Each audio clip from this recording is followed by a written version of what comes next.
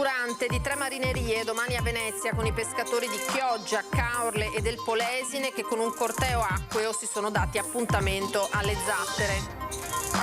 Una manifestazione per chiedere casa e lavoro in comune di Venezia, ma anche più servizi sanitari e trasporti pubblici. Sabato, sempre alle Zattere, altra protesta, stavolta di 40 associazioni.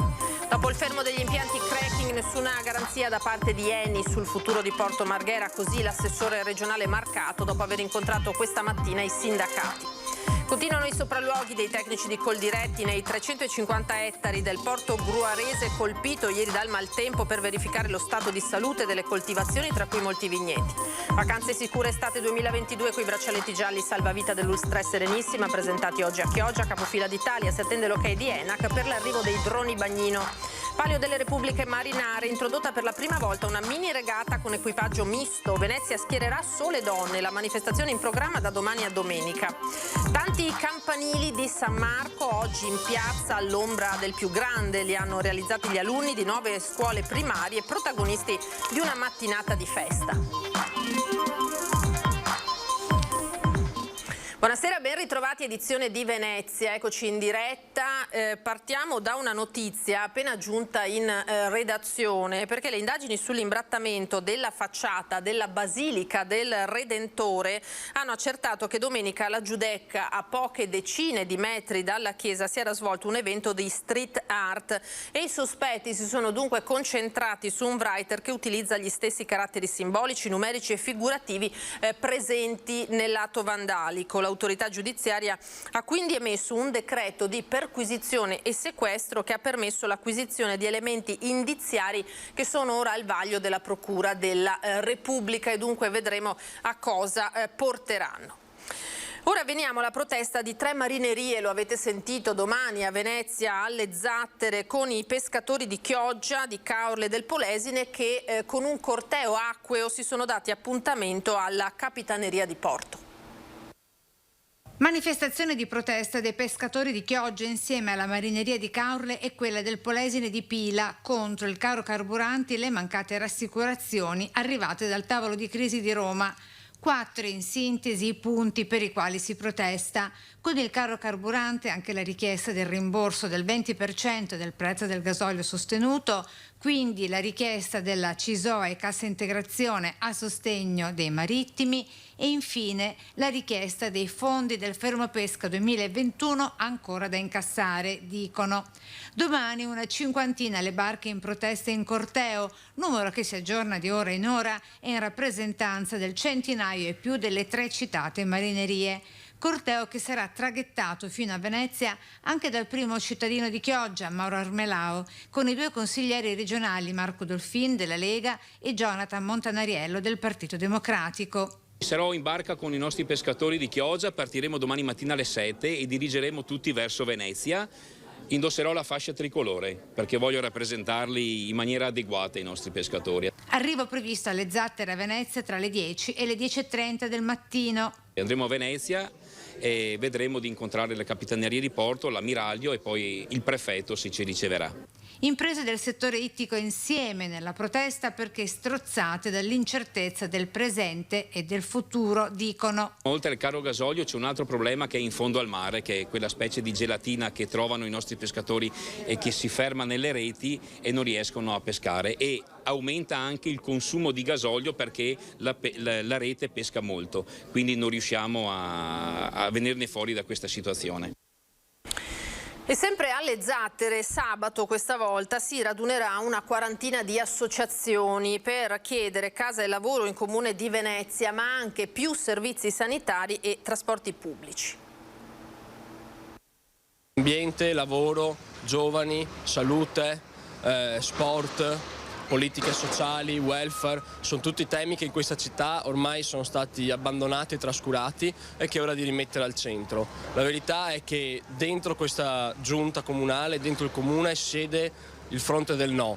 un no al futuro per questa città, un no a tutto quello che è il bene per questa città. Tra associazioni, movimenti, sindacati, partiti e comitati sono decine e decine le sottoscrizioni alla manifestazione di sabato pomeriggio da Piazzale Roma alle Zattere per lanciare una piattaforma di salvataggio del Comune di Venezia attraverso una serie di proposte a 360 gradi che riguarda ogni problema di cui soffre la città. Purtroppo il lavoro è ripreso nella stessa maniera con cui si era interrotto prima la pandemia, quindi in maniera molto precaria, in maniera sottopagata, in maniera diciamo che non tiene conto della sicurezza e della salute dei lavoratori, perché molte volte si parla molto di grigio e di nero, soprattutto nell'ambito del turismo. Noi abbiamo bisogno di potenziare soprattutto i servizi sociosanitari territoriali.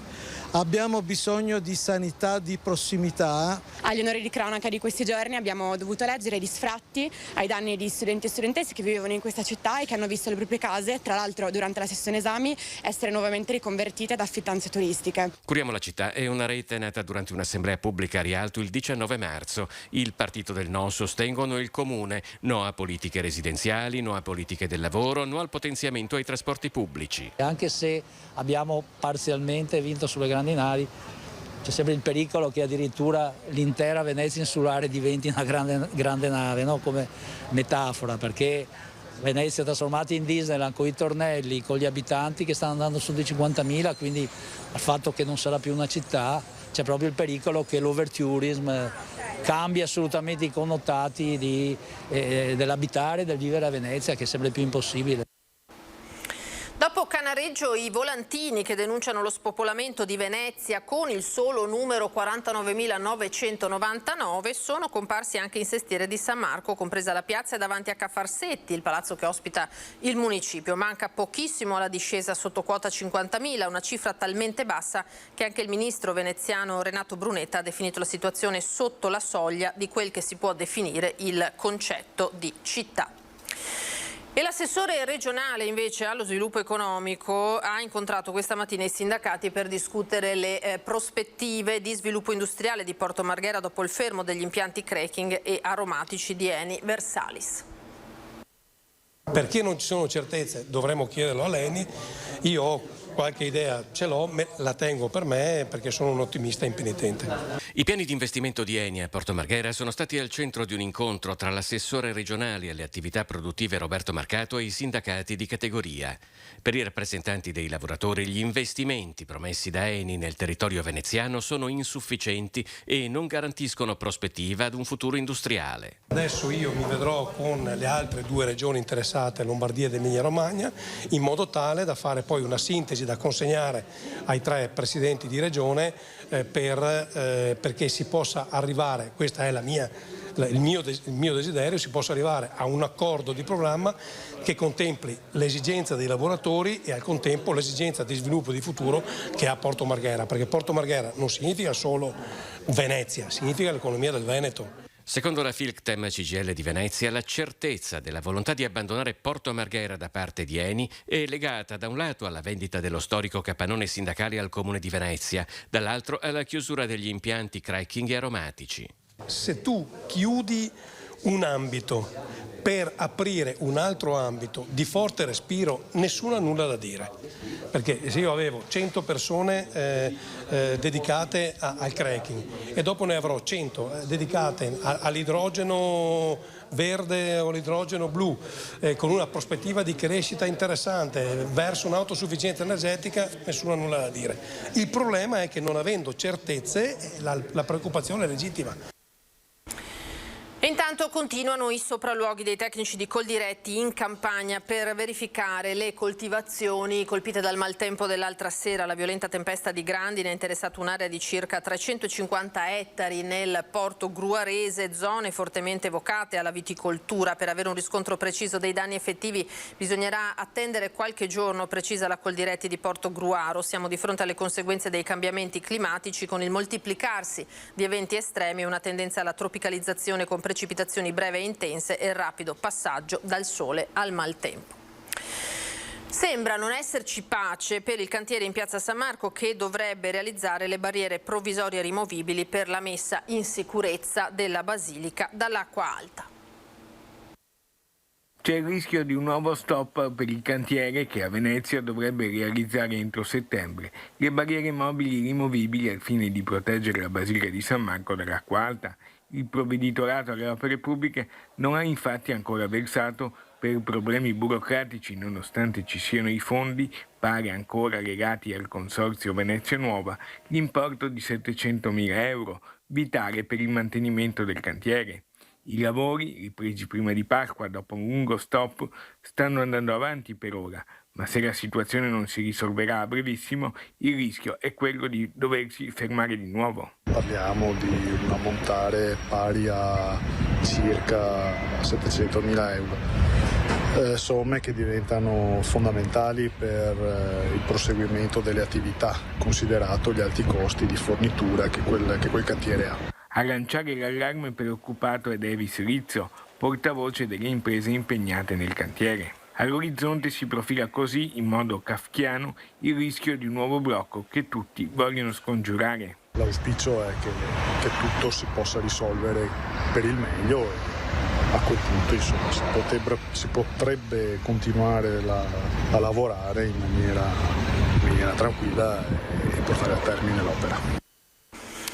La cronaca: nel tardo pomeriggio è stato trasferito dalla polizia locale al centro permanenza rimpatri di Gradisca di Sonzo per essere espulso un cittadino straniero fermato a Marghera nella mattinata di ieri dopo aver danneggiato la statua di un Cristo presente in un capitello tra via Ulò e via Rizzardi. Gli agenti lo hanno fermato mentre stava staccando dal fondo della fontana di Piazzale Giovannacci della Catramina. Vacanze sicure per quest'estate 2022 con i braccialetti gialli salvavita dell'Ulstre Serenissima, presentati oggi a Chioggia, capofila d'Italia. Col progetto Vacanze Sicure abbiamo reso la spiaggia di Sottomarina Isola Verde particolarmente presente e sicura.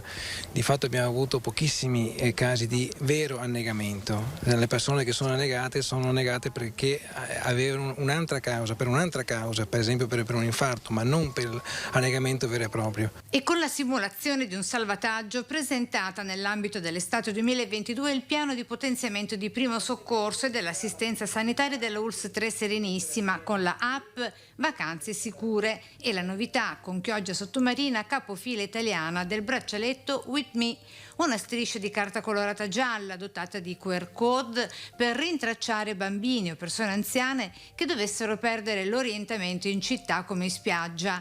70.000 da giugno i braccialetti gialli presenti nelle spiagge di tutta l'Ulstre, da Isola Verde fino al Lido di Venezia. Qui abbiamo una rappresentanza importante del SUE, una delle grandi dei compiti che hanno è di far arrivare rapidamente il conoscere il territorio e soprattutto avere anche gli strumenti, la geolocalizzazione, il modo di poter identificare dove esattamente si deve intervenire è proprio uno strumento salvavita, ma ancora più di altri strumenti che oggi la tecnologia ci mette a disposizione come sanitari. Attivi, non appena ci sarà l'ok dell'ENAC, anche i droni bagnino per il salvataggio e la sicurezza in mare, capaci di trasportare il salvagente e lanciarlo in prossimità della persona che chiederà aiuto. Quindi i quad, il potenziamento dell'elisoccorso e del motosoccorso e la novità a tutela di famiglie e bambini con il pronto soccorso odontoiatrico. Aperto praticamente per le emergenze odontoiatriche. Sappiamo che d'estate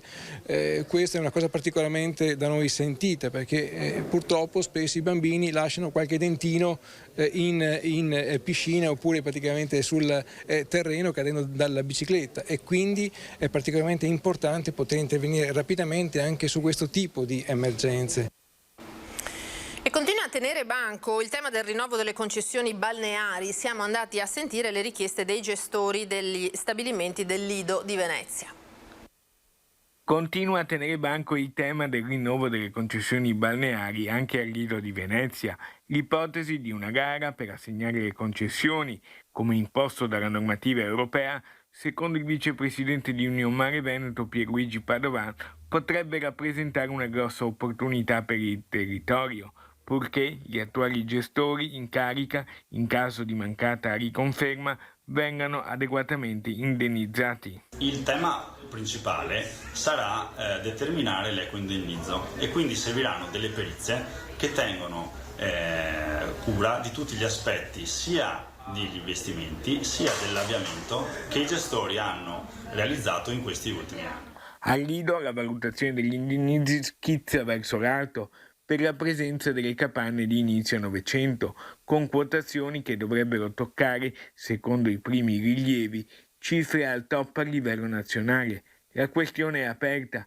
come l'ipotesi di avviare le gare entro il 31 dicembre 2023, dunque con le nuove concessioni a partire dal 2024, un avvio della procedura che i comuni potrebbero far slittare al massimo di un anno in presenza di oggettive difficoltà.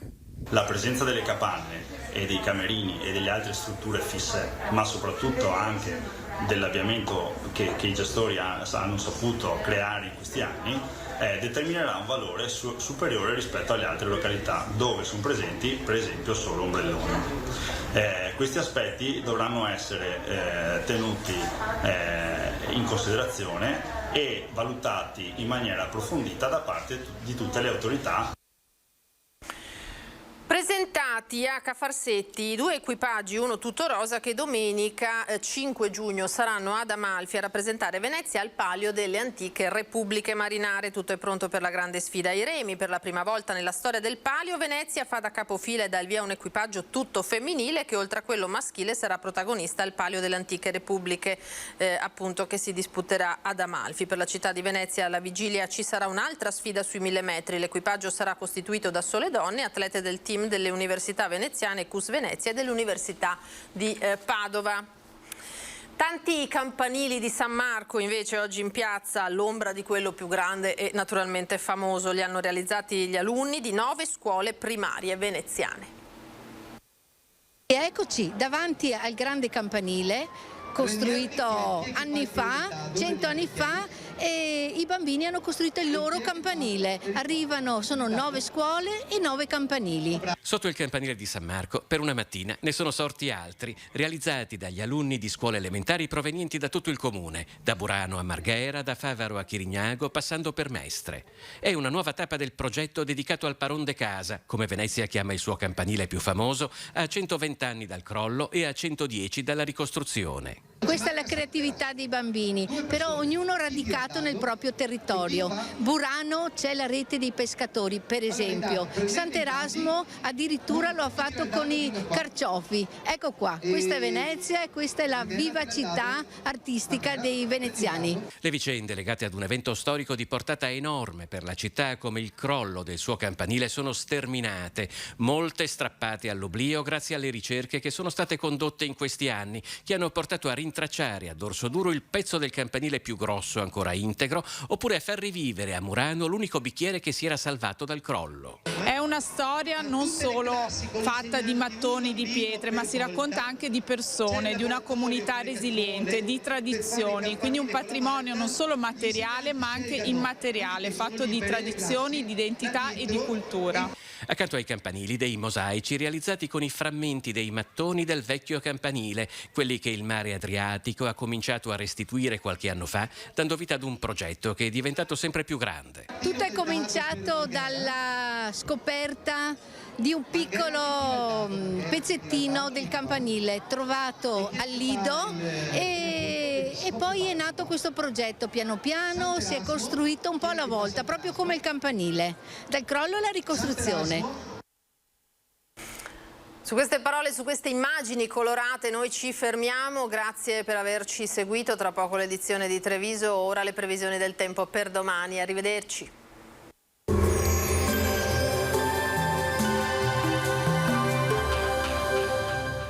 Siamo aperti! Chef Alberto vi aspetta con la bontà dei suoi piatti e la sicurezza dei nostri locali. Locanda Pontestella al Borgo, a Casale sul Sile.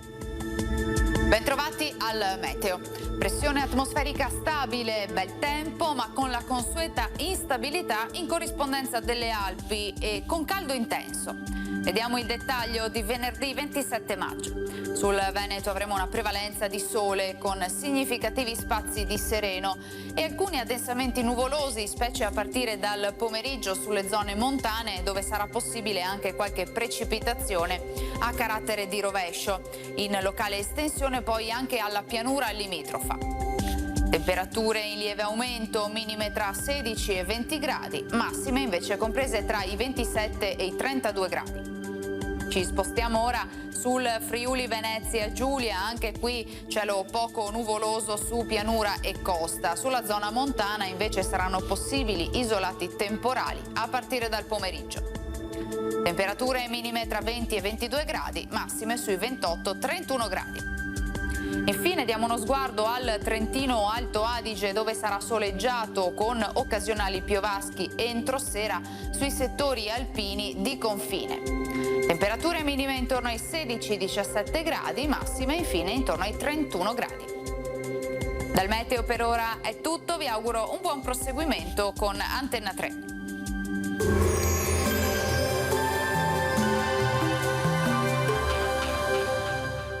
Siamo aperti! Chef Alberto vi aspetta con la bontà dei suoi piatti e la sicurezza dei nostri locali. Locanda Pontestella al Borgo, a Casale sul Sile.